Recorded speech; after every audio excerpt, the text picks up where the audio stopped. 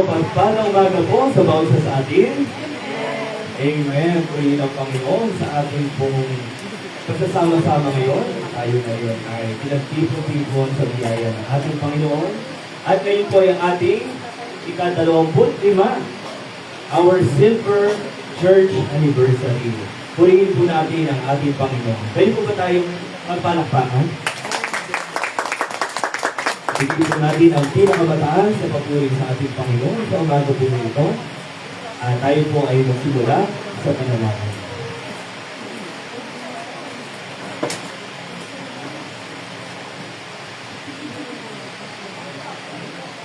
Tayo po manalangin.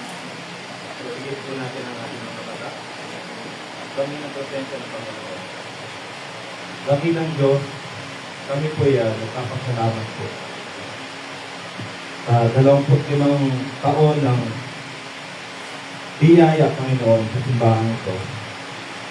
Salamat po, Panginoon, sa mga kapatiran na nananatiling matatag na sumunod sa mga salita mo, Panginoon. At sa araw na ito, Panginoon, gabayan niyo po ang bawat isa. Magkaroon kami ng kaligayahan, Panginoon. At magkaroon kami ng misyon sa aming mga puso na ipatuloy pa ang mga gawain na ganito, Panginoon. Salamat po sa buhay na pinahiram mo sa amin.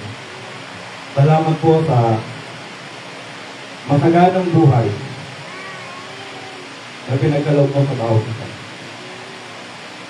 Kahit na may mga problema, Panginoon, kahit na may mga pagsubok kami nararanasan, patuloy lang po namin titingnan at pakikinggan ang mga salita.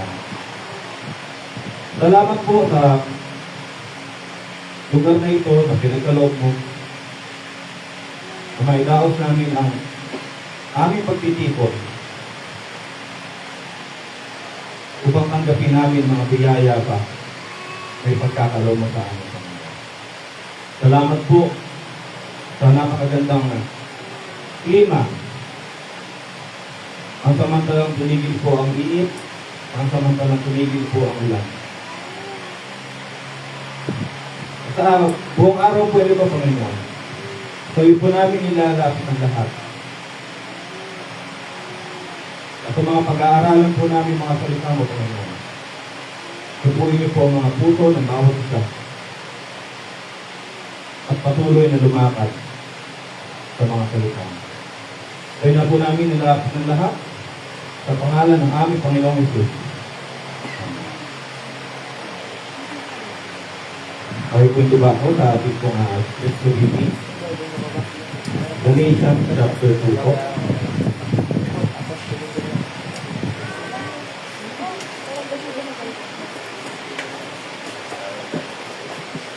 Tayo pong magsisayo.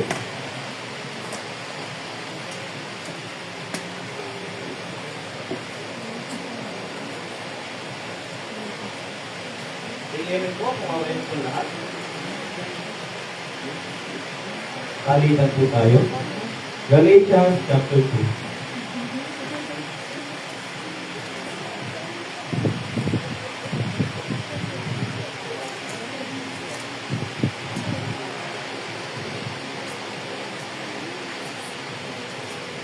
Tingnan po natin. Galatians chapter 2. Itong chapter po.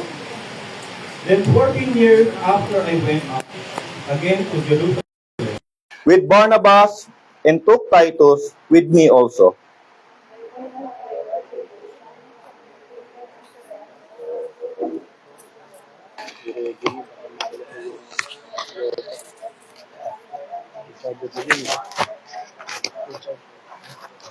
But neither Titus, who was with me, being a Greek, was compelled to be circumcised.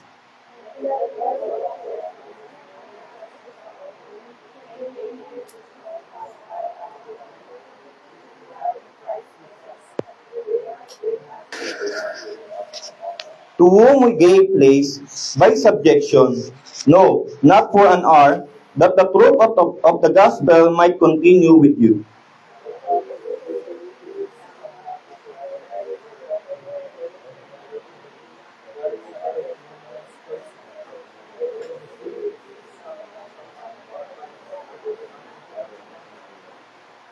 But contrariwise, when they saw the gospel of the uncircumcision was committed unto me, as the gospel of the circumcision was unto Peter.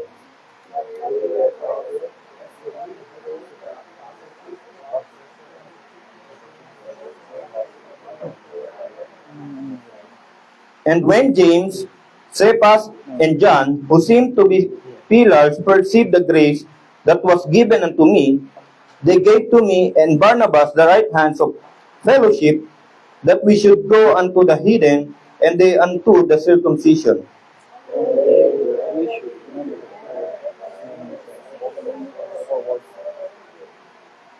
But when Peter was come to Antioch, I withstood him to the face, because he was to be blamed. Before certain came from James, he did eat with Gentiles, but when they come, he grew and separated himself, fearing them were circumcision.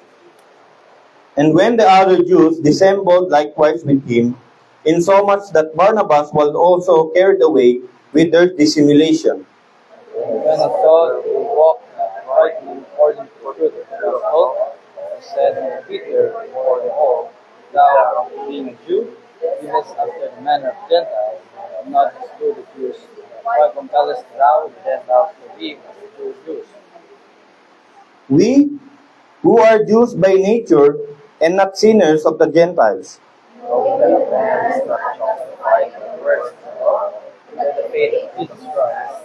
Even we have believed in Jesus Christ, that we might be justified by the faith of Christ, and not by the works of the law. For by the works of the law shall no flesh be justified. but if, while we seek to be justified by Christ, we ourselves also are found sinners, is therefore Christ the minister of sin? God forbid. For if I build again of things that are destroyed, I make myself self-just. For I through the law and am dead to the law, that I might live unto God. I am crucified with Christ, and now I live, not I, but I live in the faith of His Son, God after all, and He saved Himself for me. I do not frustrate the grace of God, for if righteousness come by the law, then Christ is dead in vain.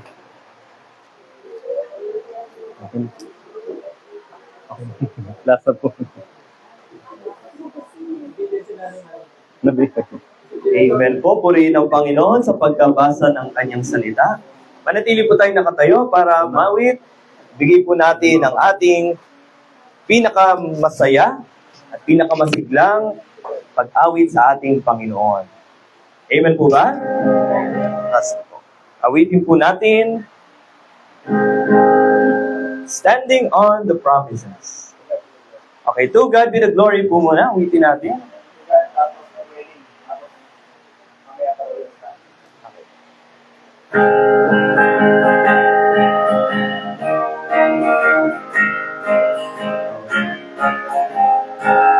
Are you ready, Christians? Awitin po natin on first dance. Ready? Sing. To God be the glory, great things He had done. So loved in the world that He gave us His Son, who yielded His life an atonement for sin, and opened the life gate that all may go in. Praise the Lord, praise the Lord. Let the earth hear His voice. Praise the Lord, praise the Lord. Let the people rejoice. Oh, come to the Father through Jesus the Son, and give Him the glory, great things He had done. Oh, perfect redemption, the purchase of blood, to every believer, the promise of God. The vilest offender who truly believes that no man from Jesus a pardon receives. receive. Praise the Lord, praise the Lord. Let the earth hear His voice. Praise the Lord, praise the Lord. Let the people rejoice. To the Father through Jesus the Son, and give Him the glory. Great things He had done. On the last stanza, what do you sing? Great things He hath taught us, great things He hath done, and great our rejoicing through Jesus the Son. But purer and higher and greater will be our wonder, our transport, when Jesus we see. On the chorus, praise the Lord, praise the Lord. Let the earth hear His voice. Praise the Lord, praise the Lord. Let the people rejoice. Oh, come to the Father, the Son, and give Him the glory. Great things He had done. Amen. Purihin ang Panginoon sa Kanyang kadakilan at mga dakila niyang ginagawa sa ating buhay ngayon po. At ngayon ay sumunod po nating awitin, Dwelling in Beulah Land.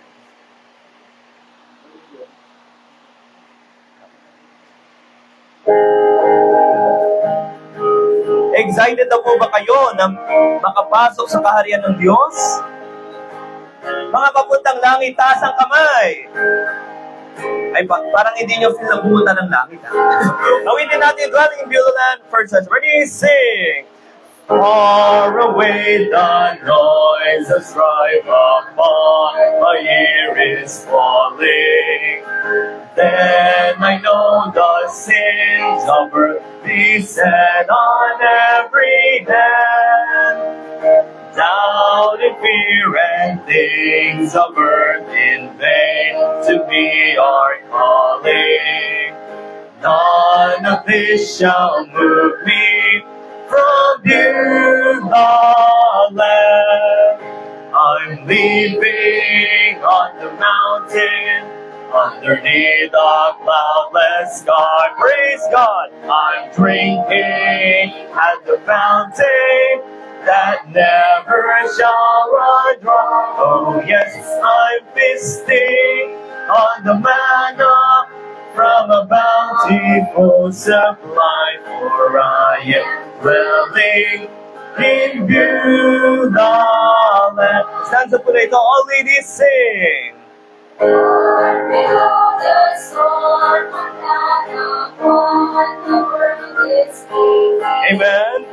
Sons of men in power, the enemy would stand. Sleep and I within the castle wall, that's where I free.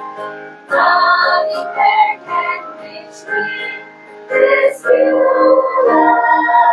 All together now, I'm leaving on the mountain, underneath the cloudless sky. Praise God, I'm drinking at the fountain that never shall run dry. Oh yes, I'm feasting on the manna from a bountiful supply, for I am dwelling in Beulah Land. All men naman po, ready, sing. Let the stormy breezes blow their cry, cannot alarm me. I am safely sheltered here, protected by God's hand. Here the sun is always shining, here there's none can harm me. I am safe forever in Beulah Land. All together now, I'm leaving on the mountain, underneath the cloudless sky. Praise God, I'm drinking at the fountain that never shall run dry. Oh yes, I'm feasting on the manna from a bountiful supply, for I am dwelling in Beulah land. To hear the works of God, I sing in contemplation. Hearing now His blessed voice, I see the way He planned. Dwelling in the Spirit here, I learn of full salvation. Gladly I will tarry in Beulah land. On the waters now, I'm leaving on the mountain, underneath the cloudless sky. I'm drinking at the fountain that never shall run dry. Oh yes, I'm feasting on the manna from a bountiful supply, for I am dwelling in Beulah land. Amen. Makakaupo na po tayo.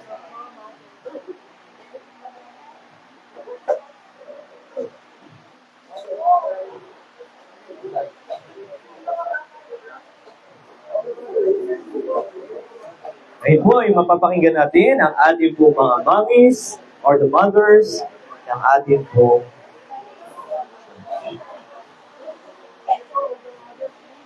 the stage is yours.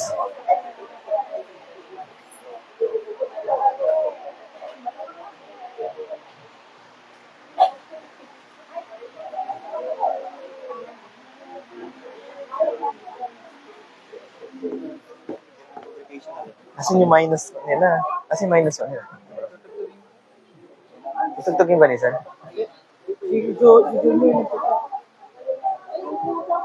Location. Lipahan. Yan naman, send location. Morning po.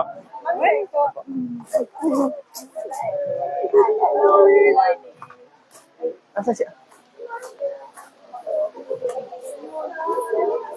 Minus one. Asan? Mami. Asan na minus one yun? Hindi binigay sa akin. YouTube na ako.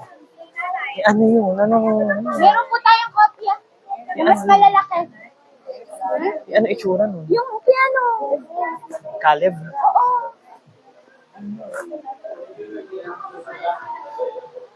Brother, pa-disconnect na muna yung Bluetooth. Iyo, pa-off.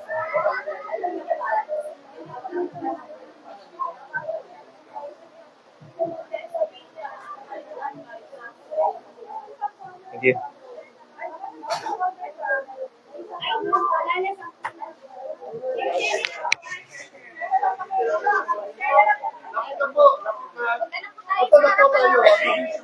May pagganito na ngayon, ha? Teka, maaseso na yata. Doon lang yung sa magaganda. Ay, dalawa na po sa akin. Sa magagandang boses daw. Sa magandang boses daw. Maliit daw po sa akin. Sige. Sige, lalagyan mo ko. Ay? Paus ako. Hindi, paus ako. Ay, Marina. Ay, dalawa na lang sa akin. Naku, kasi ako. Ito nga po ka. Wala po. Mag-charge mo tayo sa overtime dito. Sige. Dito na lang po ako. Alam mo na may kanta na. Ayan.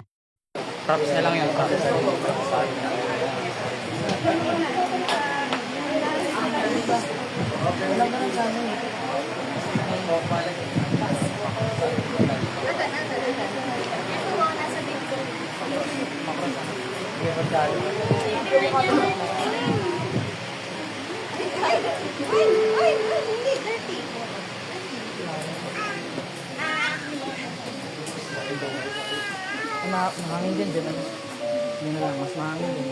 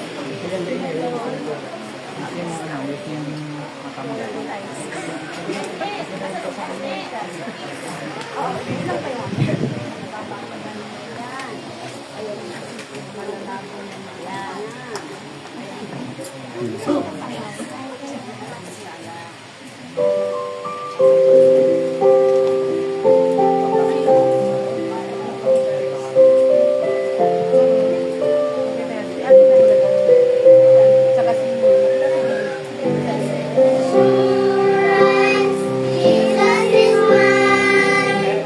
Oh, what a foretaste of glory divine. Herald salvation, purchase of God. Born of His Spirit, washed in His blood. This is my story. This is my song. Praising my Savior all the day long. This is my story. This is my song. Praising my Savior all the day long. Perfect submission, perfect delight. Visions of rapture, the words on my side. Angels descending, ring from above. Echoes of mercy, whispers of love. This is my story, this is my song. Praising my Savior all the day long. This is my story, this is my song.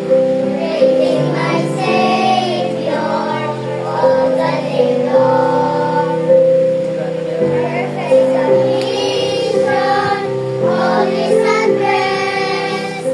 I in my Savior am happy and blessed. Watching and waiting, looking above. Filled with His goodness, Matipid sila sila.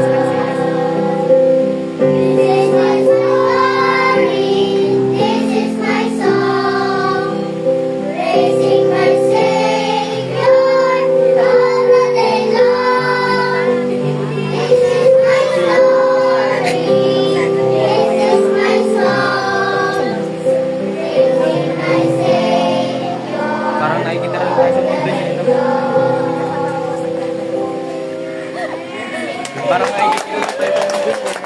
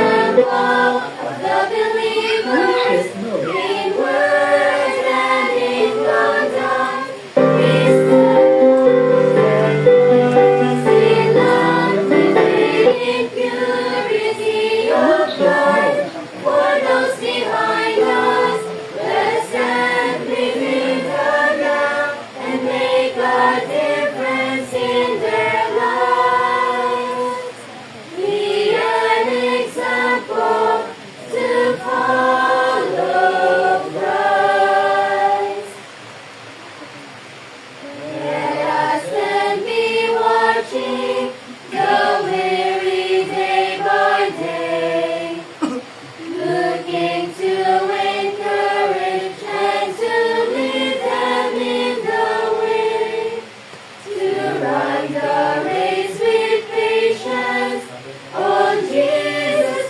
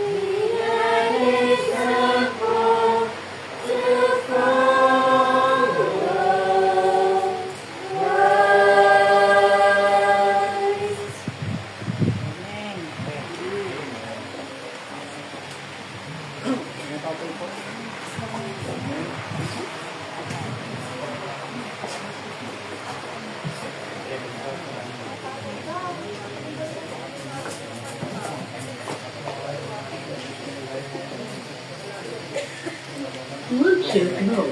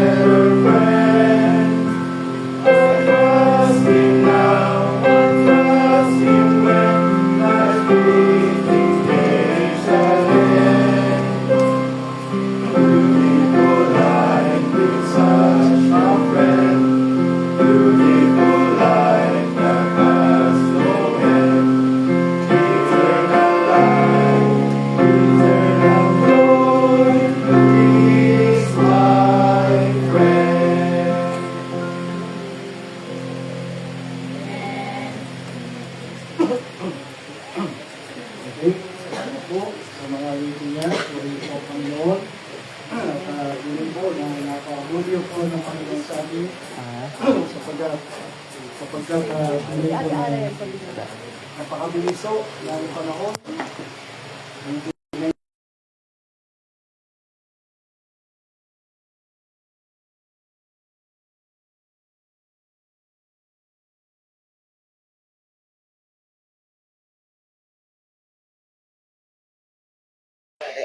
Tayo po ay magkakamag-anak, hindi tayo magkakatumo, pero naawa ng Diyos. Dahil siya po ang nagkakanyang church, at tayo ay Panginoon nagliligtas, at tayo ginagandang lang. At tayo nagpapatuloy, at salamat, napakabilis, 25 years. Kaya mamaya, wala mo nang kakain after the preaching, magkakatuto na tayo, 5 minutes lang. Kailangan tayong konti. Okay po ba mga kapatid? So, siyempre, nakain muna tayo ng pagkain ng ating kalima. So, okay na yung magutom kayo. Pagkagat mo sa Diyos, salamat kung hindi kayo kumain. Magpusin naman tayo ngayon. Maraming tubig. So, salamat tayo po ay pinipalang nila. So, tayo po ay pinipalang nila ng YouTube. At, isa, malapit tayo sa bahay-sambahan. No? So mamaya, after the preaching, pupunta tayo doon, papapicture tayo ng konti, mga saglit lang, pag-spike na tayo kain na po. Pwede po ba yun? Kasi pag kinula natin yun sa huli, inulit natin yun, baka magsibatan na kayo. So, pero yung mga gustong maligo mamaya ay malaya po. Pero, mga siguro bandang mga week po. Yung mga bata, unahin lang natin, kaya lang kailangan tayo ng bantay. Siguro mga alas 2 yung bata, pero kailangan may bantay. So, wala si iba din natin. Yan, sinubuto na kasi ng mga people sila. Kaya yung iba naman ang ating pinaka-security. So, opo, sa ating overall, opo. So, sige po, Koreang Panginoon, at tayo po ay, ang ating pong speaker ay isang doktor. Doktor naman po talaga siya. Opo, doktor nga lang po na nagpakabalibasa po sa management at sa English, no? Yung English major. Ano po, yung kayo kumuha ng speaker. Meron tayong August 31 pa. Kasama mo yun sa ating anniversary po yun, no? Evangelistic. Meron tayong po sa December 19, pag-pray na po natin tayo ay sabihin nyo sana po talaga yung mga sabi ko nyo, pinatabas na. Sabihin na yung patatang baka na yun, yung may aking pagod na pinagin siya, pinatabas. Okay, so sige po, yan po tayo ng pagdaan. Tayo po lahat ay kumayo, bilang pagdaan sa salitawan ng Diyos. Sa ating speaker po, pag-prayo natin, ito ay hindi ko lang mag-dictionary ulit sa China o sa Taiwan. Baka sa lang yun. O sa Light, no? Parang araw. Hindi natin alam, no? So, pero siya po ating administrator po talaga ng Light. So, yung papalit sa akin, pag ako Sri Lanka, bahala ang Diyos tumawag. O, so ang Diyos yung tumatawag. So, siya po ang ating, yung mga nakakalimutan, siya po ang ating administrator sa punta ng overall. Huwag naman sana, pero gano'n lang po ako naghahanda. Talagang gano'n pa to. Pag kasi case ka nga napilong ako, So, tama na ho yan. sa po ang Joshua. Napag-desisyonan na. Ito, wala siyang magagawa. Pero hindi po siya ang pastor natin na napapagay. Okay ba po yun? Kasi ito tumatawag. Pero siya po yung in-appoint natin as administrator. Sabihin, kung magkagulo, ano man mangyari, o yung pastor ay magmuko, huwag naman sana, magwala. Ito po yun, no? Para handa po ang church. Yan. Sino ang susunod? Yan, siya po yun. Sige po, manalangin po na ay hindi na po natin mag-pray na lang. Okay po natin si Preacher Ron Lamioke, pero tayo po ay manalangin po ulit. Tayo manalangin. Salamat po dakilang Amang Diyos na nasa langit. Yes. Salamat po sa mga kadakilaan at kagilang katapatan. Unay po mahahanga ang biyaya. Sa dami-dami ng tao dito sa Talavera. Sino po kami para iligtas mo? Sino po ako para dalhin mo rito ang aking pamilya? At ang plano niyo sa amin, hindi lang po dito sa Talavera. Hindi po natin alam kung hindi ka pababalik, kung bubuksan niyo po ang pintuan ng Sri Lanka. Magkaroon ng living light Sri Lanka, hindi po ito posible. Magkaroon ng living light Baguio, living light na Union, or wherever. Because ang plano niyo, hindi naman po Israel, hindi lang Pilipinas, hindi lang Talavera, buong mundo. Tulungan niyo kami. Give us a mind na may pagmamahal sa misyon, sa kaluluwa, sa mga misyonary. Tulungan niyo po ang living light, Lord. Lalo niyo kami palakasin. Marami na ang problema. Tinulungan niyo kami, talagpasan, mga kahinaan, mga kasalanan, na pinatawad niyo, nilinis. Pero hindi po namin alam ang mga future po. Sa iyo lang namin kakatiwala. Isa at Lord, salamat po dahil andito kami, natuto kami magmahal dahil unang niyo kami minahal. At tulad ni Apostol Pablo, tulungan niyo kami, lalo pa po namin maliwanagan, maunawaan ang langit, ang taas, ang kalawakan, Panginoon, ng kalaliman ng pag-ibig niyo sa amin na tinanggap namin sa iyong anak na pinagala na naghirap sa krus. Pag-ibig na pinasilan niyo sa aming puso at pag-ibig na tulungan niyo kami na ito ay ipasa namin. Ikwento namin, ibahagi namin Mag-iwanag ko po sa buhay namin at sa aming pamilya at sa marami pong tao. Hindi lang dito sa Talavera, mag-isaan pang panig ng mundo sa aming mga misyonaryo sa PPPA, kamitin niyo po mga Baptist Church sa aming bansa sa buong mundo. Pagpalaan niyo sa itanyo at maging ang mga maghapong paggawa niyo, lalo po mga bata, ingatan niyo po kami, maging mga wala po po itong pamilya. God love you, makasama po namin. At ang mga pamilyang Basco, ingatan niyo po sa Baguio, at maging sila sa Joseph, sa Thailand, sila maging pamilya Anderson sa Amerika. Ikaw po ang mangusap. Pagpalaan niyo aming live stream, ikaw ang mangusap, ikaw ang madakila. Salamat po sa pamilyang ito ng Living Life. Lord, salamat sa mga tatay, mga nanay, mga kabataan, at mga bata na inyong hinihipok, hinihikas, at pinagkakaisang maglingkod sa mga basan. Ito yung dalating pamilya. Pasalamat sa umagang ito sa matamis na pananahan ng Jesus. Thank you po, Pastor. Pwede po tayong maupo. Salamat po sa pagkakataon na muli pong maging instrumento po ng Panginoon na magbahagi po ng kanyang pong salita. Ang medyo pressure po yung mga binanggit ni Pastor, no? Kasi talagang parang tinodo ni Pastor. Kaya minsan ayoko po ini-introduce ni Pastor Gary eh. Kasi nakakatakot kung hindi mabigyan ng hustisya po yung mga sinasabi ko. Pero yun po, purihin po ang Panginoon sa oras po na to. Napakasaya po na magkita-kita po tayo ulit, lalo na po siguro sa pakiramdam namin na medyo malayo dahil hindi po kami palaging Sunday po na nakaka-attend. Kaya parang every time po na magkikita-kita po tayo at makikita po namin ang inyong mga magaganda at gwapong mukha, nakaka-refresh po ba sa spiritual na pamumuhay kasi kumbaga narito pa rin tayo, no? At siguro nga sabi natin wala namang special talaga dapat na Sunday dahil lahat po ng Sunday ay ginawa ng Panginoon, tinakda niya para talaga maging special. Pero yung ngayon, we are celebrating nga po yung ika-25 years, no, ng gawain po ng Panginoon dito sa Living Light sa Talavera. At purihin po ang Panginoon dahil nandito po tayong lahat. Magkakasama po tayong naglilingkod, umaawit. Kanina po, yung mga kantang inawit po dito ay talagang makita po natin, nag-evolve, no? Yung dati kang kumakanta sa kids, pero naging youth ka na. Tapos dati kang nasa youth, ngayon naman kasama ka ng mga nanay. So, isa lang ibig sabihin na tumatanda po tayo talaga. So, nag-evolve po, no? At ang maganda po dun sa evolution natin, kung evolve pa nito, no? At tayo po ay tumatanda po dapat sa gawain ng Panginoon. Di po ba? Na yung papalaki kang mine-maintain ng Panginoon, sinusustain ng Panginoon, at nasa gawain ka pa rin niya. No? So, yun ang maganda ron. So, maaring sa mga susunod na taon or pagkakataon, yung choir group na sasalihan mo, baka mag-level up din. No? So, ang pressure din po sa oras na to ay 11:39 na sa ating pong oras.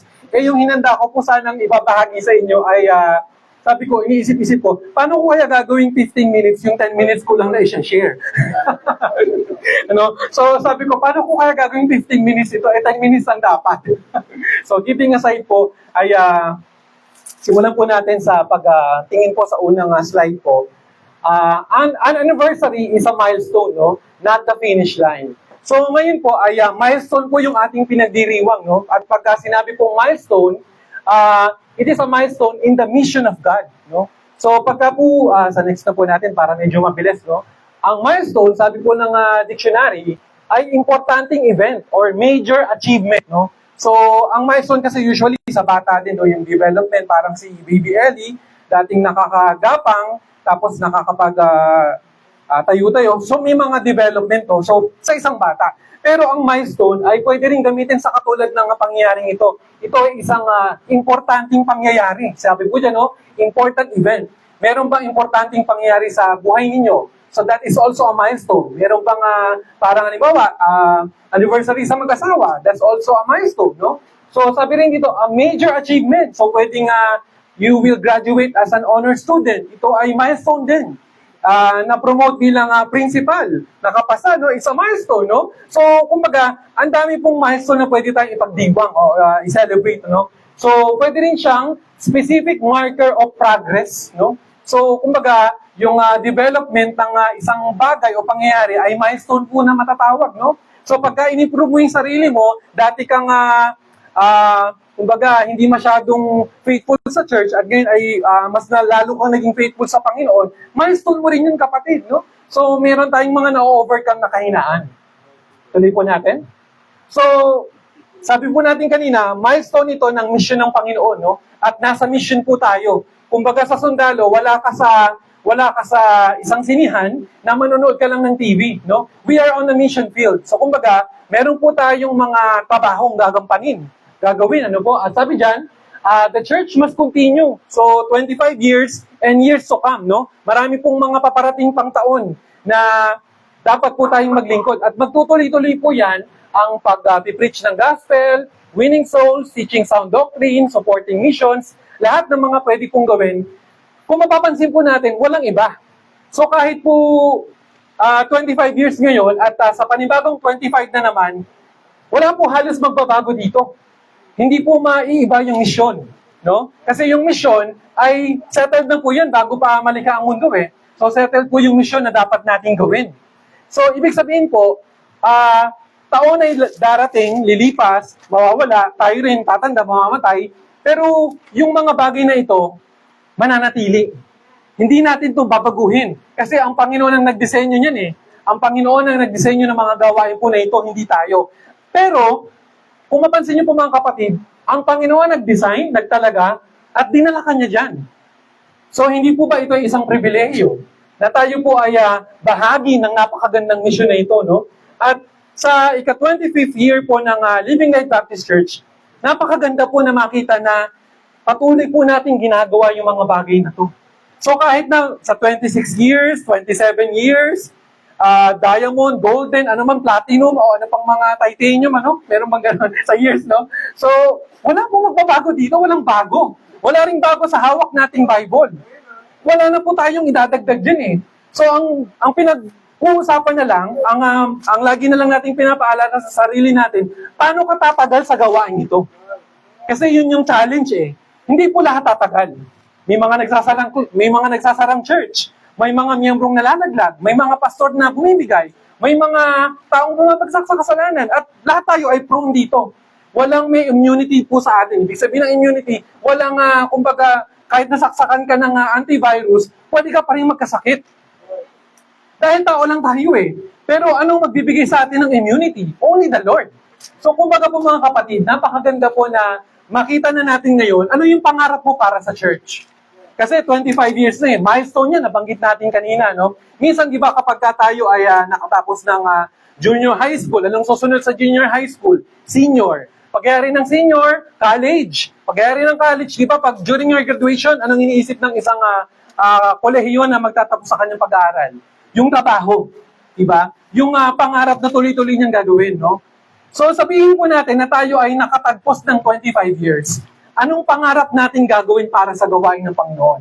Sa darating pang mga taon, sa mga susunod pang henerasyon. Kasi sabi nga natin, walang permanente sa mundong ito eh. Lahat po tayo ay dumadaan lang. Kaya hindi mo to bahay. Hindi mo bahay ang mundong ito. Di ba? Tayo ay passers-by lang. Kumbaga, dumadaan lang tayo. And ano yung may iwan? Ano yung mananatili? Di ba? Ano yung mananatili? Habang hinuhubog ka ng Panginoon sa mundong ito, naiiwanan mo din, na mamamatay din tayo, ano yung mananatili dito? At ito yun mga kapatid. Nasa harap po natin. Ito yung mga bagay na mananatili kahit wala ka na. So ibig sabihin, habang nandito pa rin tayo at meron pa tayong buhay, sabi nga hanggang buhay may pag-asa, ito yung mga bagay na dapat pagsumikapan natin gawin. Kasi ito yung bagay na mayroong kabuluhan hanggang sa dulo, hanggang sa eternal life, no? At bakit ko po yung nabanggit? Kasi yung isa-share ko po na susunod ay isang bagay po na maaring familiar na rin sa atin. Sige po, next po natin. Yung, ayan po yung title pala, no? Started by Grace, Standing by Faith. So, yan po yung ating time lang. Nais ko po i-share si Joash, no? Maaring siguro sa Sunday School na ituturo ito, kung babalikan po natin ang Biblia, kung sino ang naitalang pinakabatang king, pinakabatang hari, no? Walang ibang pangalang na nabanggit kundi ang pangalang Joash. Kasi meron ding naging king ng 8 years old, no? Pero the youngest na naging king, sabi nga, a boy king at 7 years old. Yan, so mabanggit po natin yan sa 2 Chronicles 24. Pwede pong tingnan lang po natin para lang din hugutin po natin dito yung teksto po ng ating pong pag-share po. So sabi ko nga, paano ko gagawin 15 minutes yung 10 minutes, no? So, yan po. So, sabi po sa 2 Chronicles 24, verse 1,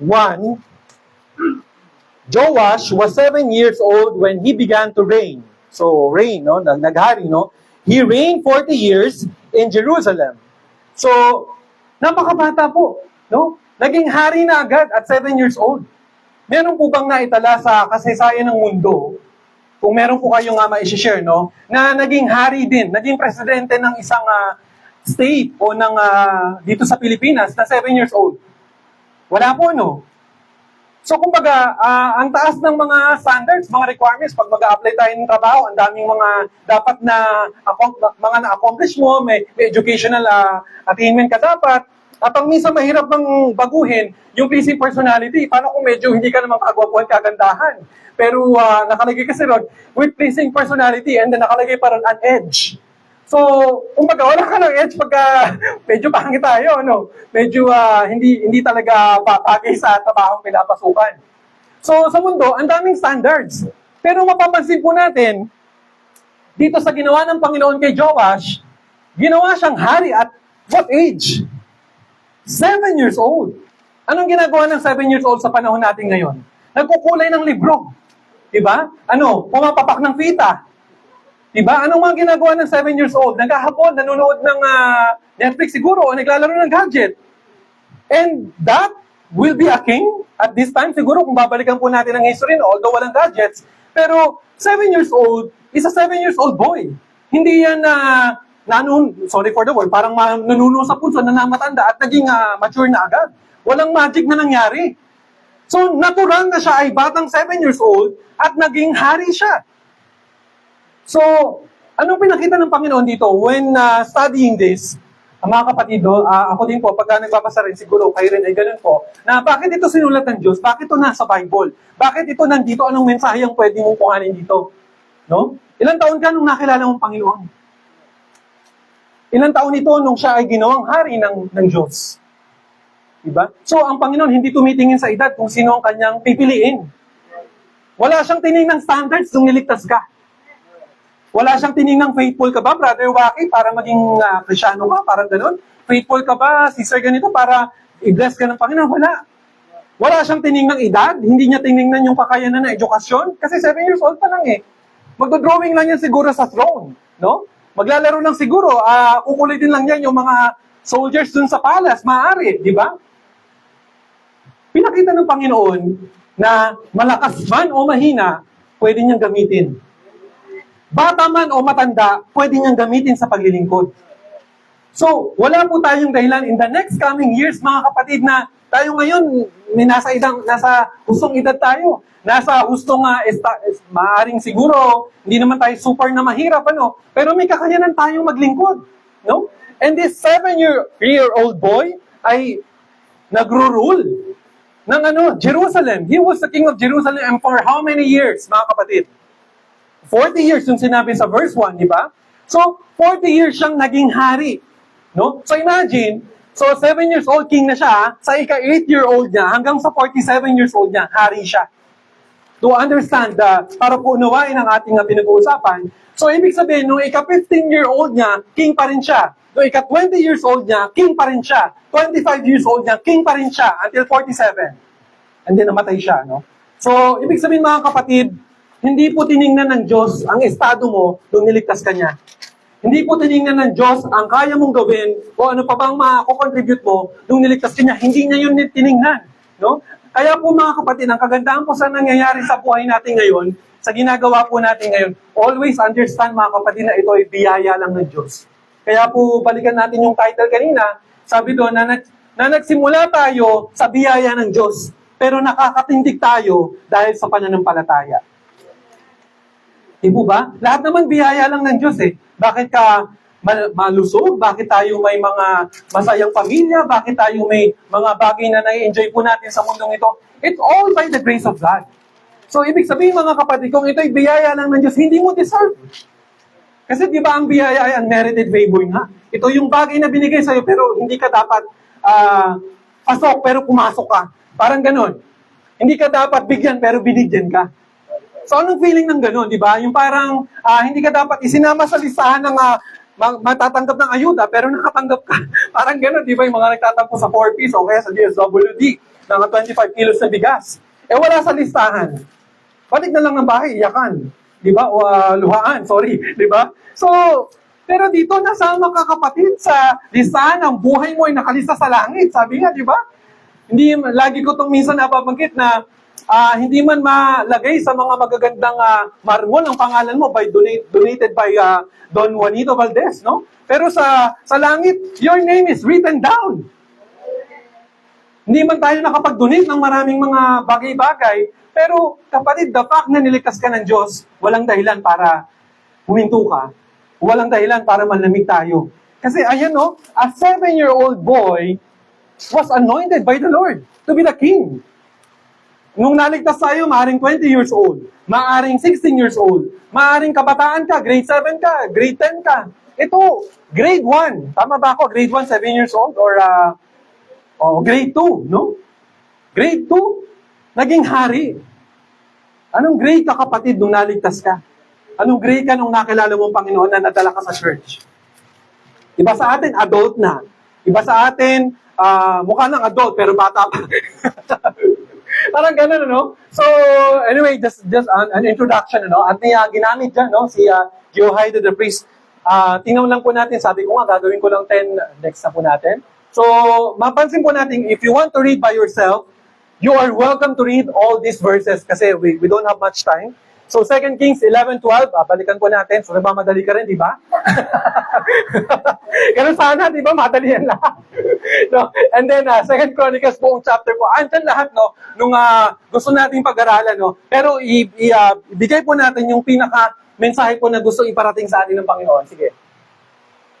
And Joash, napaka-meaningful po ng verse na ito, no? 2 Chronicles 24:2. And Joash did that which was right in the sight of the Lord all the days of Jehoiada the priest. No? So, tingnan po natin mamaya. Ano yung naging pinaka-significant na meron dito? Did that which was right in the sight of the Lord. Lahat ginawa ni Joash eh. Pero nagawa lang niya yun, sabi dyan, all the days of who? Other person. So, sige po, tingnan po natin ulit sa susunod. Makita po natin sa 2 Kings din, yung kaninang sinabi ko na mababasa niya yung buhay ni Joash sa 2 book lang na yon, specifically sa chapters lang na yon. So, the preservation of Joash, he was rescued by grace. Makaka-relate ba kayo sa first na outline na ito that you are rescued by grace? Ni-rescue lang tayo by grace. And wala tayong pinagkaiba kay Joash pagdating sa pagkaka-rescue ng Panginoon sa atin, sa biyaya niya. So, sabi ko nga po kanina, tanggalin po natin lahat.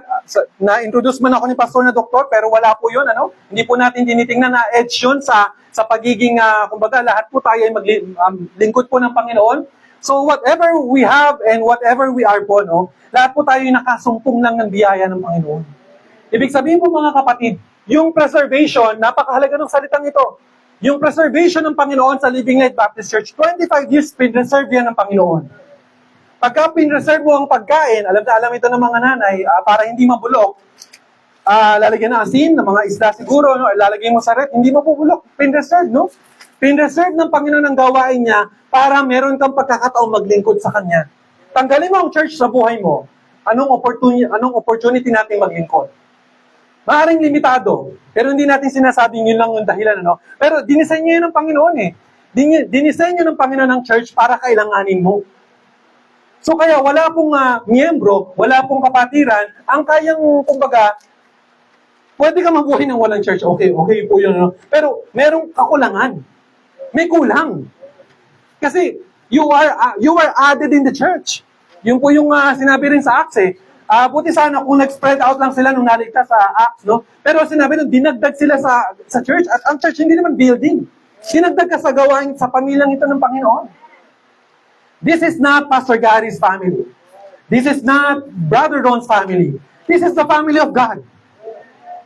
And you are added in this family. You are being preserved in this family. Pag sinabing preserved, kahit medyo nabubulok tayo, hindi ka nabulok-bulok. Diba?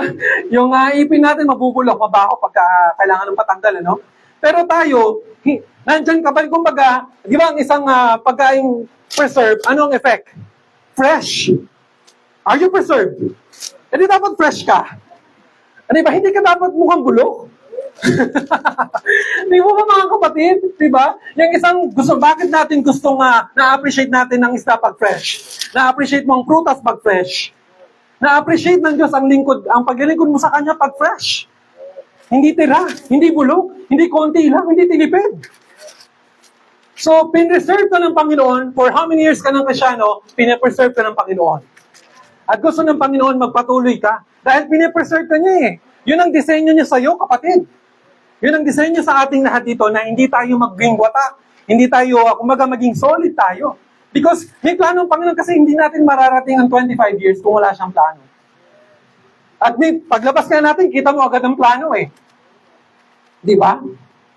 So, ibig sabihin mga kapatid, yung pagkaka-preserve ng Panginoon kay Joash ay walang pinagkaiba sa pagkaka-preserve sa'yo ng Panginoon nung inabot ka niya, nung niligtas ka niya. O next natin, mamadali tayong dalawa. So, the preservation, preserve from destruction, kasi nung time na yun, may pinapapatay ng mga infants. So, infants, ibig sabihin, 6 years kasi siyang tinago sa templo, mga kapatid, no? Pag binasa niyo po yung story, para hindi lang ako, hindi lang ilan na may alam.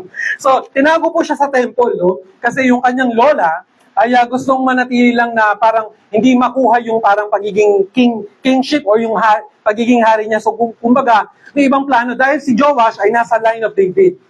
Kumbaga, sa story po, to make it short lang, yung patayan niya ng mga bata na parang of course sa Old Testament marami namang ganung similar stories po, no? Pero kumbaga, tinago siya doon sa temple for 6 years kasi nandun yung kainitan ng pagpatay sa mga infant na ito, no?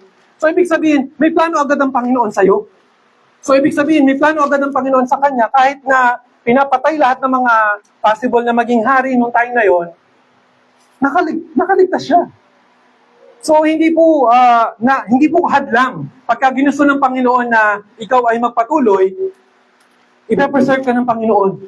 At purihin ng Panginoon, nandito ka. So, ibig sabihin, it does show that God is working in your life. Opo, may iba-iba tayong problema, may iba-iba tayong pinagdadaanan. Sino bang walang problema dito, di po ba? Pero, hindi kaya higitan ng anumang problema mong dinadaanan ngayon, yung kapangyarihan ng Panginoon. Katulad po nang nangyaring ito, there was a massive infant murdering nung time ko na yun. Sobrang daming namatay. Pero dahil may plano ang Panginoon kay Joash, pineserve siya ng Panginoon. Kapatid, naniniwala ka bang may plano ang Diyos sa buhay mo ngayon? So, pinipreserve ka ng Panginoon, magpatuloy tayo sa gawain. Pangalawa, protected in God's house. For 6 years, siya po ay pinotect sa temple. For how many years ka na bumabalik sa gawain ito? You are being protected by God's word. At sabi po dyan, position for a purpose. So, dito wala tayong ranks na merong general, may chief, may ganun po, no? So, whatever position we have, ano po yung binibigay sa inyo ng Panginoon na ministry, yan yung purpose mo, kapatid. Meron kang gift kung saan man, doon ka gagamitin ng Panginoon. Kasi sa pagkaka-preserve niya sa'yo, may gamit ka. Diba? Kung halimbawa, ang businessman na si Brother Rafi ay mag-i-invest sa isang business, anong expectation after 3 years or 5 years or 10 years? Diba? May return of investment. Ang mga business-minded, sila ay mag-invest sa isang bagay na meron dapat balik. Ang Panginoon nag-invest sa'yo. What is the return of investment that God is expecting you to do? Just serve Him faithfully. Napakasimple ng sagot. Hindi na kailangan maghintay ng 10 years, 15 years para makita mo yung return of investment. Now is the time. Kasi kaya mo namang gawin, meron kang lakas, meron kang kakayanan, meron kang abilidad, at nasa hustong edad ka. Siya 7 years old lang that time. Imagine mo yung mga kapatid. So, hindi ko, grade 7 ka, elementary ka, o high school ka, o youth ka, or kumbaga, hindi mo isipin na medyo dapat tumanda pa ako para makapaglingkod sa Diyos. No. Kasi now is the time, mga kapatid. Kaya hindi mo isipin na yung ginagawa mo ngayon walang kwenta sa Diyos. Next po natin. Joash was born into a broken, violent, and spiritually confused generation. Walang pinagkaiba ngayon. Spiritually confused ang generation ngayon. Di mo alam kung sino babae at lalaki. Spiritually confused, hindi mo na alam kung yung bang nararamdaman mo say ba ako, ano ba ako? Yet sabi dyan, no, human disorder could not destroy God's purpose. Hindi na-destroy ng kahit anumang bagay na siya ay dapat na maging hari. Nung nakilala mo ang Panginoon, may distraction, may mga problema, pero tuloy lang sa gawain ng Panginoon. Kasi wala namang hindi mo kailangan ng perfect moment para maglingkod sa Diyos. Next po natin. Pangalawa, so una is preservation. Second is the power of godly influence. He was raised under Jehoiada. So, influence mga kapatid, the power of godly influence. So, sinasabi po natin dito, godly influence kasi maraming influencers sa mundo ngayon. Sa IG, sa Twitter, lahat ng mga influencers may followers. Pero ngayon na lang nagsulputan ito Ang Panginoon, way back His time, nag-establish yun siya ng mga followers of men, the fishers of men. At nakasumpong ka ng kaligtasan na yun. You are following who? Sinong pina-follow mo ngayon? Page ba ni ganito? Diba? Pagka naka-follow ka sa isang page, nag-post yung page na yon, naka-notify ka. Kasi nag-follow ka doon. If you're following the Lord and He's convicting you and speaking to you, you should be notified at all. Na dapat meron ka rin gawin. Dapat alam mo rin. Diba? So, who are you following this time, mga kapatid? Sino nag-influence sa'yo? Balikan po natin yung time po na ito. No? So, he was raised dahil siya ay bata pa lang. May ginamit na priest in the temple and that name is Jehoiada. Next po natin. The power of godly influence. Jehoiada gave Joash instruction. May instruction. Hinubog siya, tinrain siya, pinakita. Sabi dyan, Jehoiada gave Joash an example. So, living by example, meron siyang mga pinakitang guidance kay Joash in restoring the temple. Kasi papasira, no? So, may ginamit ang Diyos sa buhay ni Joash para siya ay mag-guide. Para siya ay mahulma sa tamang hulmahan. In this time, anong ginamit ng Diyos para makakilala ka sa Kanya? Pastor, ang Kanyang salita, sa mga kabataan ng mga magulang nyo. So, the modern Jehoiada in this time could be our leaders, our pastors, your parents, yung mga yung nagbibigay sa atin ng godly influence. Sa barkada ninyo sa school, may influence ba sila sa inyo? Yes. Is that godly? The gadgets you are using, may influence ba yan sa'yo? Yes. Is that godly?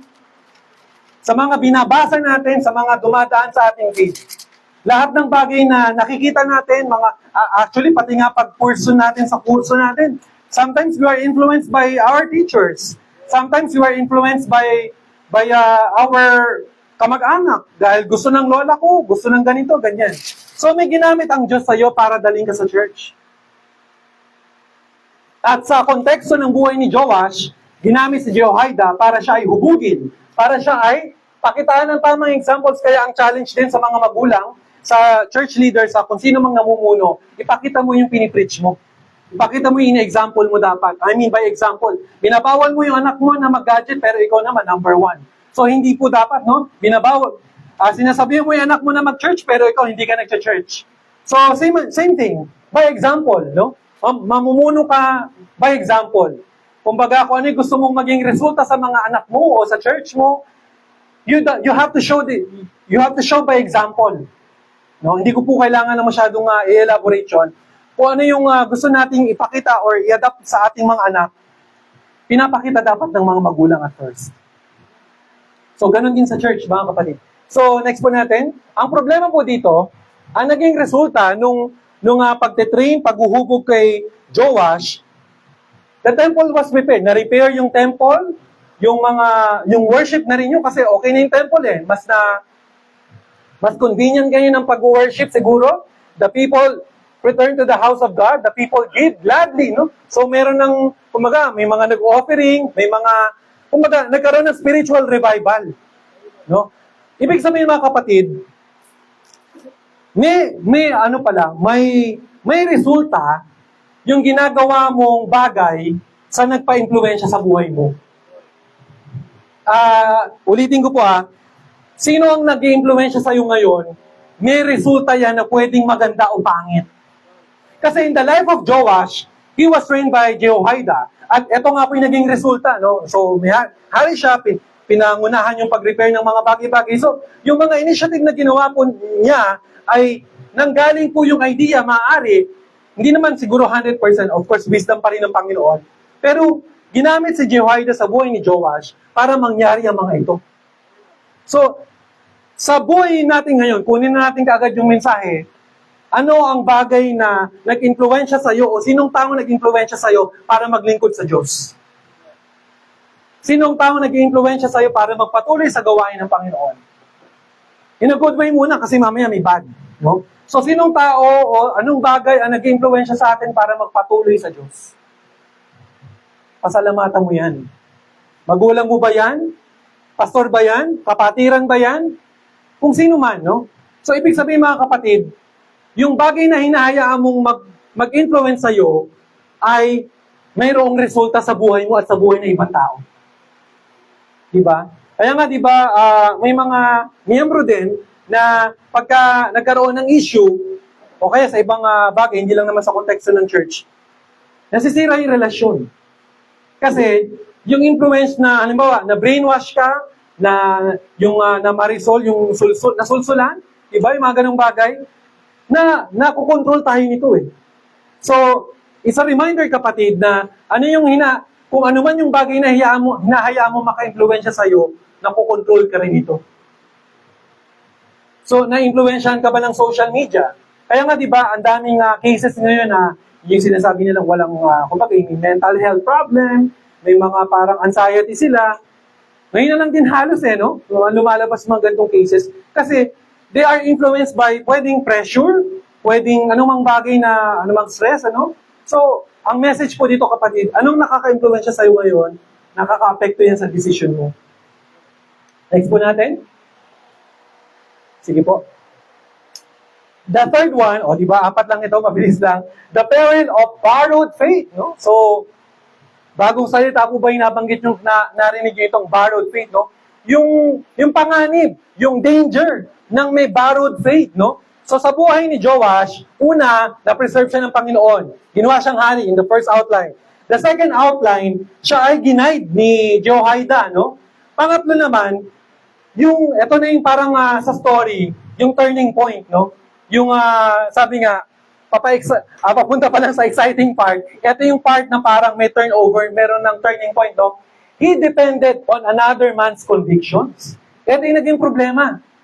Dito na nag-start ng paunti-unti yung tinatawag na deterioration ng kanyang pananampalataya. Yung paghina, yung paghina o yung pagkawala ng kanyang gana sa gawain ng Panginoon. Bakit kaya?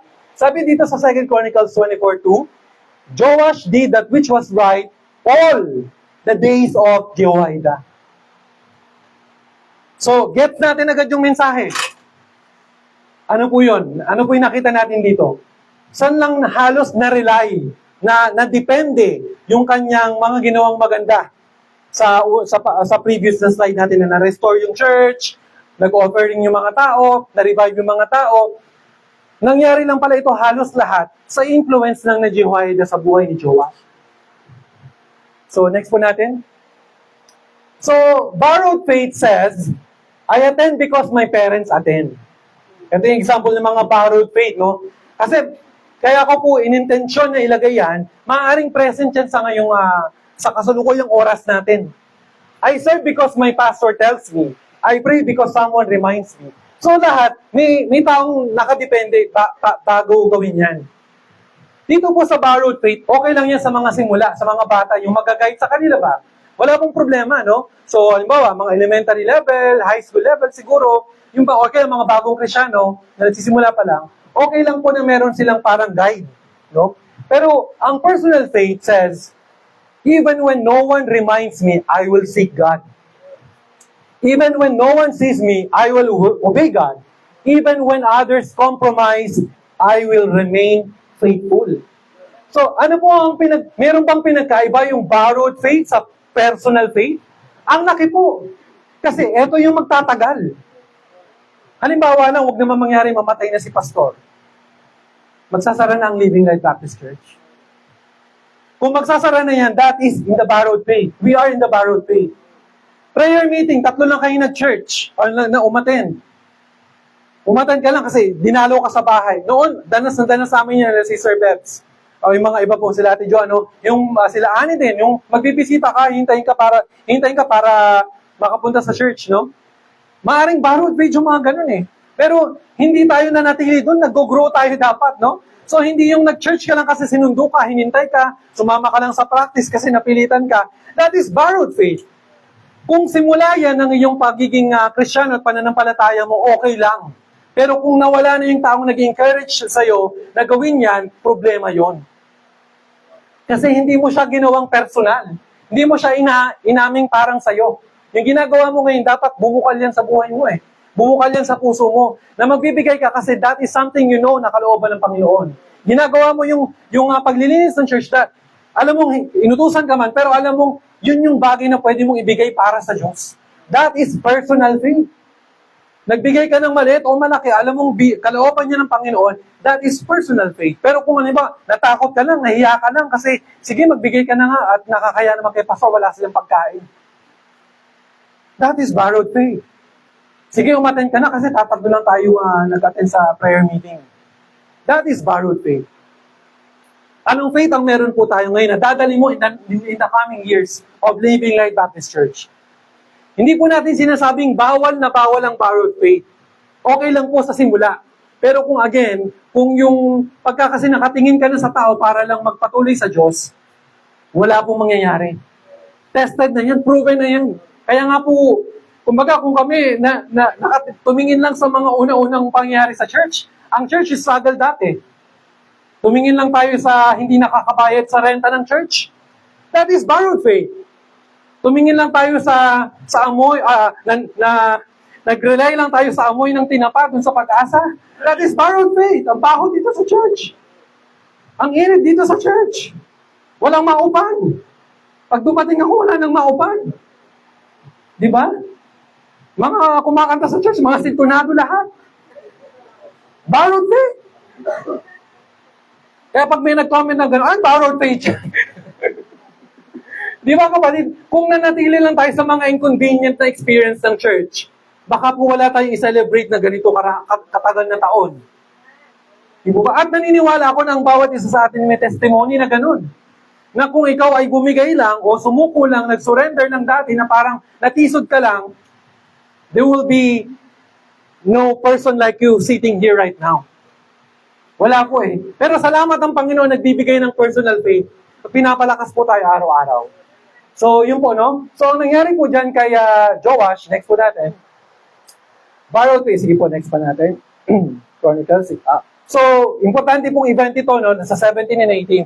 Now, after the death of Jehoiada, namatay na kasi siya, no? So, ito yung naging problema ni Joash yung time na yon. Namatay na yung mentor niya. Namatay na yung influencer sa kanya. Namatay na yung nagsasabi ng mga gagawin niya. Yung mga, gawin mo to, o kaya naman, yung mag-guide sa kanya na wala. So, anong naging effect sa buhay niya? Came the princess of Judah, may mga prinsipe from Judah na nagpunta, made obeisance, pagsaway sa hari, then the hearkened unto them. Pinakinggan niya yung mga iba pang, kumbaga, nakinig na si Joash sa mga taong wala namang pwedeng sabihin Kristo sa puso. Mga taong wala namang dedikasyon sa gawain. Doon na siya nagsimulang makinig na makinig. Kaya ikaw, mind nyo kapatid, sinong pinapakinggan mo? Kasi maaaring yung pinapakinggan mo, mag-intoxicate sa'yo. Pag sinabi intoxicate, malason tayo. Kaya dapat, ang pinakatinig na hindi mo mamiss, pangungusap ng Holy Spirit. Pangalawa, yung pangaral ng pastor, kasi may wisdom sila eh. Kahit anong sabihin, that's non-negotiable. Ang Panginoon ang nag-appoint sa kanila. Of course, Word of God, guided tayo dyan, no? And they left the house of the Lord, God of their fathers, and served groves and idols. Ito yung naging effect. Umalis. Nawala sa They left the house of the Lord, God. At anong ginawa nila instead? Sumamba sa mga Diyos-Diyosan, ang dami, nagpakasama, naiba na. It only started dun sa mga taong naka-influensya sa kanya. So next po natin. So after Jehoiada died, the princess flattered Joash. Parang binola-bola siya. Hari ka, dapat na ganito mga Kumbaga nilason na mind control. The brainwash. Diba? So, kaya minsan tayo, di ba ganon? Madali tayong maniwala sa sabi-sabi. Madali tayong mabago yung decision mo sa mga bagay na walang wisdom. Kasi minsan, naging one-sided tayo. Joash listened to them. Yun na nga po yung naging danger. Judah abandoned the house of the Lord. They served groves and idols. God's wrath came upon the nation. So, naging matindi po yung mga pangyayaring sumunod dito sa kaganapang ito. Next po natin. At ano po yung naging mali? What went wrong in that situation? Pag-aralan po natin. Yung progression nung pagkawala, unti-unti, paghina ng pananampalataya ni Joash, hindi po yung insanang wala na. Unti-unti itong namamatay, na parang apoy na humihina ng humihina. Larawan po ito ng isang Kristiyanong pawala ng pawala sa gawain ng Panginoon. Yung pagbabackslide ng isang tao, ng isang Kristiyano, hindi naman yan instant lang na one Sunday, biglang wala eh. Nagsisimula yan sa pwedeng negligence mo sa pagbabasa ng Bible, panlalamig mo ng konti-konti, hindi ka na nakakasama sa gathering, nawawala yung init mo na para kang uling na inihiwalay sa nagbabagang sama-sama. Unti-unti kang humihina. So, ang nangyari po dito, first, Joash listed the ungodly princess, then he abandoned, paulit-ulit po tayo, no? Ignored God's prophets kasi nagpadala pa ang Panginoon ng propeta, si Karaya, na siya ay ni-remind sa kanyang mga mali nang nagagawa. So imagine mga kapatid, ang Panginoon kahit noon, nagre-remind, nagbibigay ng warning sa mga inappoint niya, mga anak niya, na tumatalikod sa kanya. Kapatid, anong warning na natanggap mo sa Panginoon? Baka minsan nawawala tayo sa gawain. May mga warning signs, may mga red flags, no? May mga pinapakita ang Diyos sa'yo na, of course, wala nang propetang papadala sa'yo ngayon ng Panginoon, pero yung salita niya, andyan na lahat. So, may warning siya kapatid na pwedeng hindi natin na nakikita, na nineglect natin. So, ang result sa kanya, unti-unti po siyang nawala. Next po natin. Thus Joash the king remembered not the kindness which Jehoiada his father had done to him, but slew his son. So alam niyo po, di ba? So si Jehoiada ang mentor ni Joash. Pero si Joash mismo ang nagutos na mapatay yung sariling anak ni Jehoiada, who is Zechariah. So alam mo yung nakalimutan niya na yung kindness na pinakita ni Jehoiada sa kanya during the time na, kasi inalagaan siya sa templo eh. Di ba? 6 years na siyang tinago. At during the 6 years, mahina pa si Joash, hindi pa siya malaki masyado. Sino nag-aruga sa kanya? Isa yan si Jehoiada. But when he became king, nakalimutan niya na lahat, pinapatay niya pa yung anak ni Jehoiada. So, napakadali kong gumawa ng kasuklam-suklam sa Diyos pag wala ka sa gawain niya talaga. Pagka po, nakalimutan mo na yung ginawa ng Panginoon sa'yo. Di ba kaya ang ganda po ng absolute identity eh? Isang bagay yan na hindi mo na matatanggal dapat sa'yo. Pag sinabing absolute, extreme 100%, kumbaga walang halo. Puro na, di ba? Walang halong pag-aalinlangan yung ginawa sa'yo ng Diyos nung niligtas ka niya. Nung tinanggap mo siya bilang tagapagligtas mo, walang halong joke yun o walang halong condition. So, tayo po, minsan, ang dami nating conditions, iba pagka tayo sumusunod sa Panginoon. Ang dami nating mga prayers, marami tayong mga hiling, pero mga conditions na siniset natin, pero minsan, kalooban pa ba ng Diyos yan? Diba, natatanong ba natin mga sarili natin, kalooban pa kaya ito ng Panginoon? Kasi sa buhay ni Joash, hindi niya kaloobang mawala sa pinakadireksyon si Joash nung namatay na si Jehoiada. Choice niya na yon. Personal choice niya na po na siya ay nawala sa kalooban ng Panginoon. So, ang isang Kristiyanong hindi nagpapatuloy sa gawain ng Panginoon, personal niyang choice ito. Ang Panginoon nagbibigay sa atin palagi ng choices. Araw-araw. Di po ba? Next po natin. So, the great reversals in Joash's life, next po natin, nabaliktad eh. Yung mga bosses na patuloy na nag-entertain will eventually influence the direction you take. So, yung mga ine-entertain mong boses, mga tinig na yon. Anong mga boses po ito? Na ine-entertain mo na eventually, magbibigay ng direksyon sa iyo, magdidikta kung saan ka pupunta.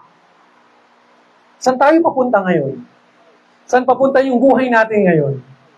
So, anong boses ang nagdidikta sa iyo para tumahak dyan? May epekto po yun, kapatid. Next po natin, next po. Ayan, battery is running. No, sabi ko na, tapusin na natin to. Okay po, next po natin. O, di ba, nangyari na nga. And it is finished.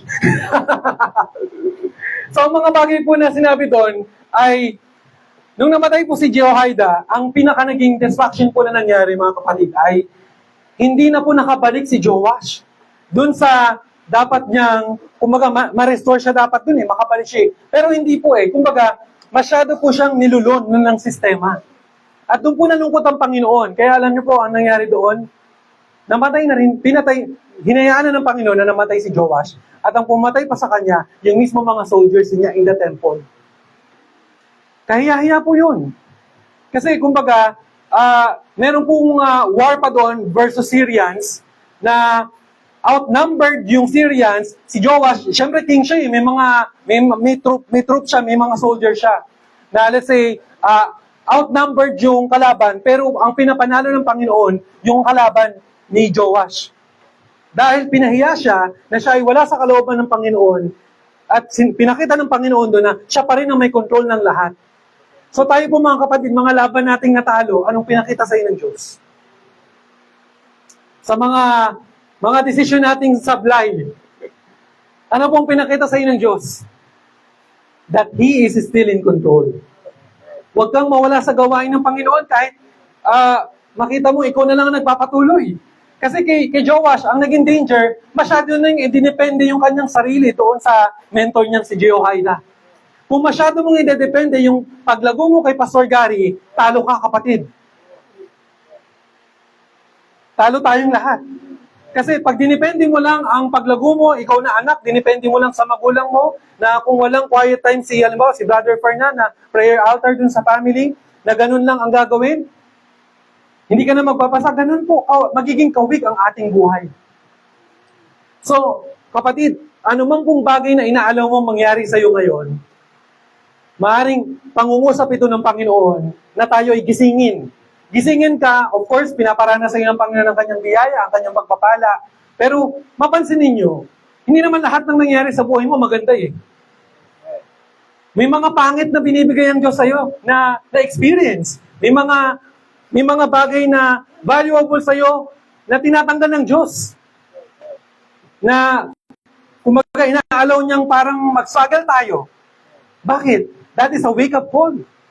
Mga kapatid, bakit alam niyo po? Kasi yung pang-apat ko pa sana doon na sasabihin ay yung, of course, sa peril, at yung pang-apat po doon na linya ay yung pagpapatuloy natin sa kalooban ng Panginoon. Na hindi po tayo dapat maging Joash in this time. Na hindi po tinitingnan ng Panginoon yung estado natin para magpatuloy. Na ikaw, na miyembrong, sabi nga, si Mami Cecil, na halimbawa, wala kang maidadala sa church, pero pwede kang magbigay ng time, magluto. Mga bagay na service mo sa Panginoon, accounted yan sa Kanya. So, hindi sa amount na wala kasi akong ma-i-offering ngayon, kaya hindi muna ako mag-church, nakakayang makilunch sa church, parang gano'n. May mga gano'ng feeling dati pa no? Pero, siguro dapat graduate na tayo sa gano'n, no? Hindi ka na baby, no? Siguro kung mga bago-bago, okay lang, no? Na borrowed faith na tinatawag, no? Pero, namnamin po natin yung personal faith mo sa Panginoon.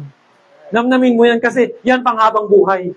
Huwag mong i-depende yung paglago mo sa kapatid mo, sa kapatid natin dito sa gawain. Magsimula yan dapat sa pagmamahal mo sa Panginoon. Pag mahal mo ang Panginoon, mahal mo ang gawain niya, whatever you do, you give, you bring to the church, it doesn't matter. Kasi once you give it to the Lord, whatever it is the Lord's.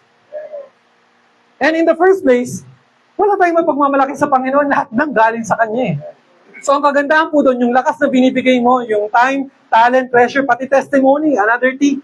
Yung testimony mo is also, accountable ka dyan sa Panginoon. Anong way of living mo ngayon? Diba? Anong mensahe ang dinadala mo pag ikaw ay nasa work? Anong mensaheng dinadala mo pag ikaw ay nasa school? Anong mensaheng dinadala mo pagkaharap mong ibang mga tao? Mensahe sana ng Panginoon. Kasi yung pagiging matagal po natin sa gawain ng Panginoon, kay Joash, sinasabi nga, naririnig ko rin to, good starter, naging bad finisher siya eh. Do you have to be like that? Kailangan bang, hindi mo kailangan na, kumbaga, maging good starter ka at maging ganun ding bad finisher. Kasi sa paglilingkod sa Panginoon, hindi pabonggahan, hindi pagudan, kundi patagalan sa pananampalataya. Yung ginagawa mo ngayon sa Panginoon, lahat po yan ay accounted sa Kanya. Sabi nga, meron tayong number 1 na auditor, meron tayong number 1 na nag-check sa ating mga accounts, sa ating buhay, hindi naman yung ating mga asawa o yung partner mo o kung sino man eh. Hindi yung magulang mo. Unang-una ang Panginoon, ina-account niya lahat sa'yo. Pero ang problema doon, minsan sa mundo, makakatakas pa tayo eh. Matatago mo pa yung record eh. Pero sa Panginoon, hindi ka makakapag-hide ng kahit ano. Wala kang You cannot fool the Lord. Hindi natin kayang linlangin ang Panginoon. Hindi mo kayang idahilan sa Panginoon, eto lang kasi Lord, kaya ko eh. No. Siya nga, ginawa niyang hari yung 7 years old boy. Much more ikaw, kapatid. So, kapatid, napakaganda ng purpose ng Panginoon sa church. Pine-preserve niya ang gawain ng Panginoon dahil nandyan ka. Pine-preserve ka ng Panginoon dahil may gawain ng Panginoon. Di ba? Napansin niyo po, mayroong complementing, nagko-complement ang church. May church kasi mayroon ka. Mayroon ka kasi dahil may church. Gets po natin? So, kung hihinto tayo, walang mangyayari. Hindi natin mapufulfill ang gawain ng Panginoon. So, pribilehiyo po maging anak ng Diyos. Pribilehiyo po maglingkod sa dakilang Diyos. Tayo pong lahat ay tumayo, tayo po ay manalangin. Dakilang Diyos, tunay po na kami ay nagpupuri sa inyo, nagpapasalamat sa 25 years na inyo pong katapatan, kadakilaan, at pagsusustain sa amin, Panginoon, sa gawain ito. Tunay nga, O Diyos, na kami ay sino ba? Sino ba kami para tumagal sa gawain ito, Panginoon? Tunay nga po, Panginoon, sa mensahe po na itinimo nyo sa aming puso at isipan, pinakita nyo po na ang lahat ay biyaya lamang. Pinakita nyo po na ang lahat ay pagpapala nyo lamang, Panginoon. At awa nyo lamang ang aming pong kailangan. Salamat, Panginoon, sa mga pagkakataong ito na mayroon po kaming tsansang maglingkod, mayroon po kaming tsansa na magpatuloy sa gawain nyo po dahil sa inyo pong kapangyarihan, sa inyo pong kalakasan, sa inyo pong pagpapatnubay. Patuloy, Ama, alam po namin na mayroon pa kayong dakilang plano sa inyo pong gawain at sa aming din pong mga buhay. Kayo pong patuloy, Lord, na magbigay ng kalakasan, magbigay ng sapat na vision, magbigay ng sapat na wisdom, Panginoon, habang kami po ay narito kasama ang isa't isa, na kami po ay maglingkod bilang isang pamilya sa inyo pong gawain. At sa mga susunod pang taon, sa mga susunod pang siglo ng gawain po ng Living Light Baptist Church, alam po namin, Panginoon, na kasama ka namin na magpapalakas, magpapala sa aming Panginoon, patuloy, Lord, na magpapainit ng aming mga pananampalataya, magpapatibay sa aming pong paglilingkod, Panginoon, pa sa lupang ito, Panginoon. Kaya po, Lord, patuloy kang maitaas, mapurihan, kayo po, Lord, ang maluwalhati sa aming mga buhay. Pagpalaan niyo po, Diyos, ang mga natitirang oras. In Jesus' name we pray. Amen. Sige po, pwede na po maupo. Salamat po. Nalupa tayo. Salamat po, Panginoon, sa mensahe. Alam ko, gutom na kayo, pero alam niyo, milestone sa atin yan. First time natin, di ba? Alauna tayo kakain. Amen po ba? Hindi ako nagjo-joke. Di ba? Inisipin nyo, Panginoon, 40 days. Pero, habang nakikinig ako, at bubulay-bulay, sana na-appreciate natin at naalala ko yung lagi sinasabi nila, Pastor Dios, mga pastor. Ang gawain ng Diyos, hindi payamanan. Bagamat mayaman ng Diyos sa atin. Pangalawa, hindi paramihan. Pero mas masaya dumami tayo. Magmabuhas sa madagdagan pa. Hindi pagalingan. Bagamat kailangan ng Diyos ng mga ini-equip niya. May Paul na matalino. Pero si Pedro ginamit manging skala. Diba? Parehas ginamit niya yung matalino. Ginamit din niya yung kala mo parang hindi magagamit. hindi pabilisan. Ewan ko kasi, kontrapelo kami ko eh. Ako, mabilis agad. Hindi naman mabilis, mabagal. So driving, marami nang paalala pa sa muntik-muntikan. Kaya sabi ko, Lord, alam ko na yung limit ko, 60 lang. Oo, kaya sabi ko, ayoko ng 4 wheels eh. Kaya totoo, Brad, ayoko ng 4 wheels. Kaya mga single dyan, ha, mag-ingat kayo. Nasabi ko sa inyo. Pero ang ganda po yung sabi doon. Tandaan nyo, may living light, hindi dahil kay Pastor Gary. Kaya maganda nga, buhay pa ako, alam ko na sino yung ipapalit ng Panginoon. At kung dadali tayo sa Sri Lanka, tandaan nyo to, divine decision, upon the letter D, divine decision determines your destiny. Apat na di lang yan, ha? Hindi pa pwedeng tanggalin yung divine, yung Diyos, yung kabanalan. Maraming desisyon tayo, katulad ni Joas. No? Pero malukod nga daw, paano pagpatay na yung Jehoiada natin?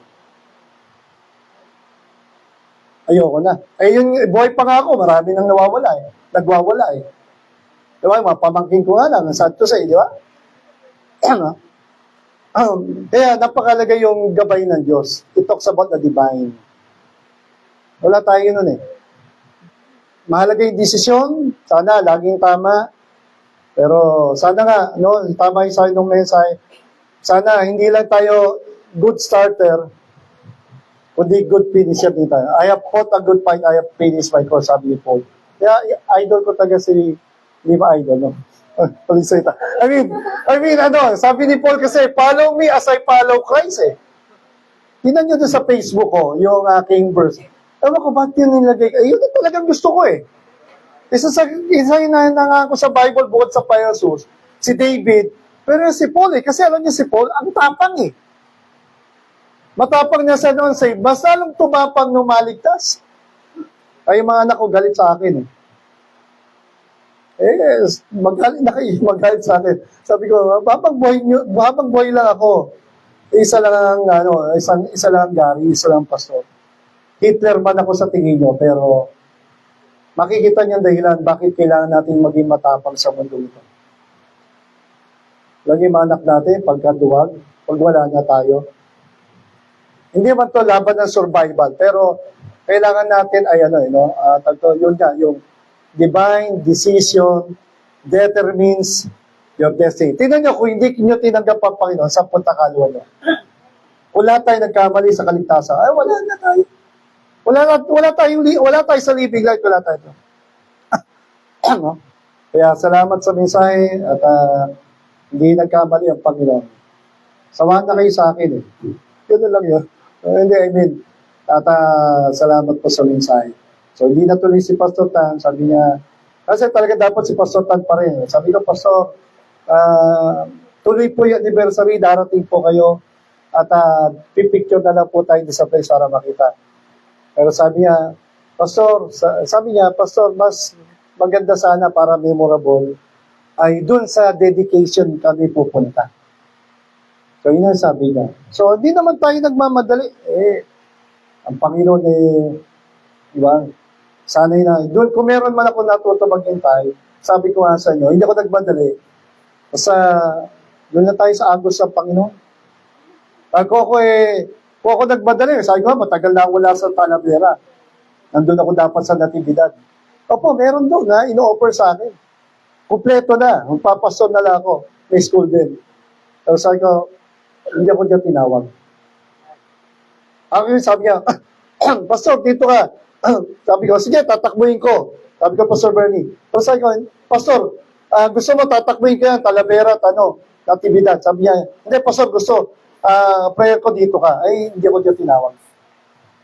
At kung natutuloy ako doon, hindi ko nakita ito. Ito isang na-miss ko. Pero ang isang binubuksan ng Panginoon, bago Sri Lanka, Mindanao muna next year. Akala ko nakarating na to sa Mindanao, di pa pala. Akala ko nakarating, hindi pa taga? Bisaya lang, ha? Siargao. Alam niyo, pag siya ang Mindanao, di ba? Mabait ang mga tao doon. Okay, so sige po. Anong gagawin natin? De-prep, kasi mamaya magsisibatan. Picture na muna, mabilis lang. Asa si ating photographer? Mabilis na po. Opo. Ha? At, para to save time. Mamaya po pwede naman. Mamaya. Picture tayo rito. Tapos, lahatan na. Ay, hindi. Unahin na muna natin. Mamaya na yung mga bata para dire-diretso. Kasi mayroon po tayo. Ano. So, dito muna tayong lahat. Tapos, gusto nyo by group. Mabilis lang po tanggalin natin lahat na sila, lagyan sa gilid. Pagkatapos natin mag-picture, takbo lang tayo doon ng 5 minuto. Isang lahat ng picture lang doon. Isang lahat lang doon. Tapos balik na tayo rito, kain na po tayo.